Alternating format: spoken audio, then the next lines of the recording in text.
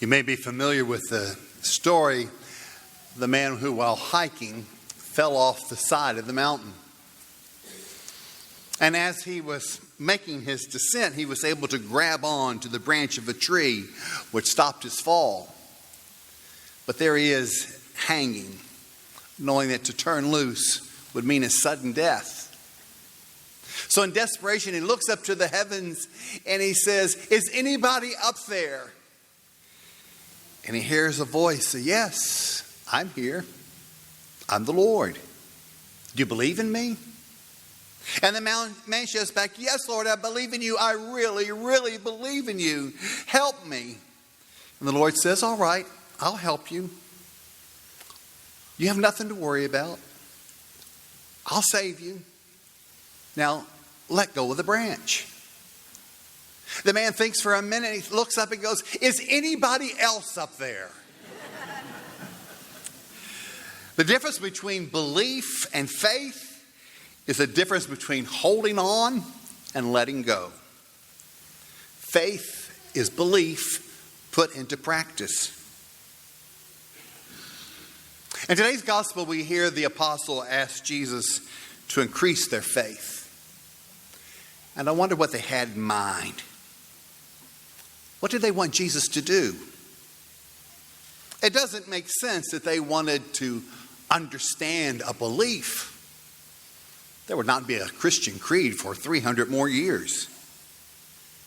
It's not a belief they're struggling with. It's what Jesus had asked them to do that was causing their difficulty.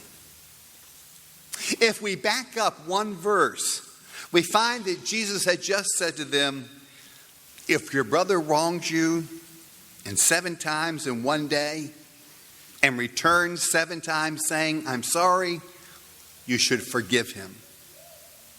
And it's immediately after that that the disciples make their request, "Increase our faith."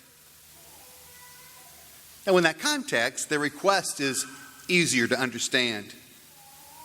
Jesus told them to do something that they were not at all sure was something they wanted to do. They had committed themselves to following Jesus, but now they're having their doubts. Is Jesus' way of life even practical? Was it even possible? Could his leadership be trusted? Following him was going to require a more radical way of thinking and behaving than they were ready for. And they cry out, "Increase our faith. Increase our trust." But again, you wonder, what did they expect Jesus to do? How could he increase their faith? They think he had a magic wand he could wave? Or a pill that they could take once in the morning and once in the evening and their faith would be strong? They're asking Jesus to do something that even Jesus could not do. Only they could increase their own faith. And he responds to their request by putting the burden back on them. He says, "If you had faith the size of a mustard seed, you could say to the mulberry tree, 'Be uprooted and planted in the sea,' and it would obey you." He's saying size is not the issue. Amounts and categories are not useful when talking about faith. Faith is not a matter of how much you have or how little you have. It can only be measured by what you do with it. Faith is not something we collect. It's something we use. It's a tool to accomplish our ability to trust in God and to live his radical lifestyle.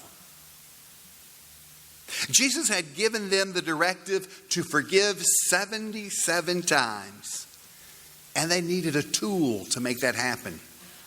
They needed faith. They needed trust that God had forgiven them, thus giving them the knowledge about how they are now to forgive one another. They needed faith that in the Lord's teaching, that at the core, All people are good. All were created by God. All are brothers and sisters. And He is a God of second chances. And once they had faith, once they knew what God was like, then they could treat one another as God treats us. They could act differently. They could live differently. The real way to measure faith is to look at what it accomplishes. Jesus was asking them to use what they know about God in order to live. The only way to increase faith is to use it. Faith can be likened to a muscle. To increase it, we have to eat and exercise. With faith, we have to do both. The food of faith is prayer and study. Faith is nourished by our coming to know God. But taking in knowledge and taking in food and nourishment is only one step in strengthening a muscle. If that's all we did was study, we wouldn't add faith. We'd add knowledge. The key to building a muscle is exercise. Faith works the same way.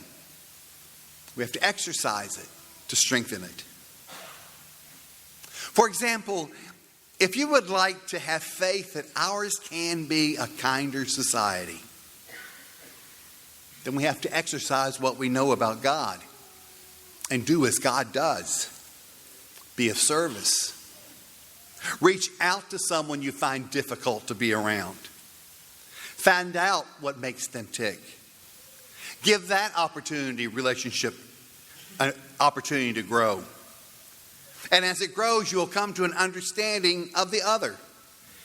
And you'll find out for yourself that people of differing views can be kind to one another. And then your faith in a kinder society will grow.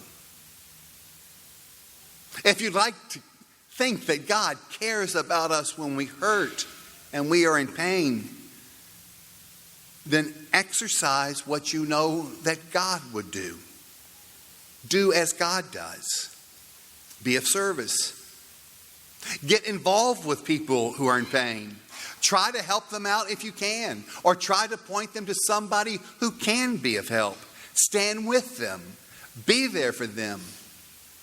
And you would find that God is working through you. And you may have your faith strengthened that God does care when we hurt. The apostles ask, increase our faith. And in fact, he says, increase your own faith. Use it. Put it to work. Do the things I ask of you. Your trust will grow. So if you want your faith to be stronger, then ask yourself, what difference would a stronger faith make? What do I want? What would I want to do with it? And then start there.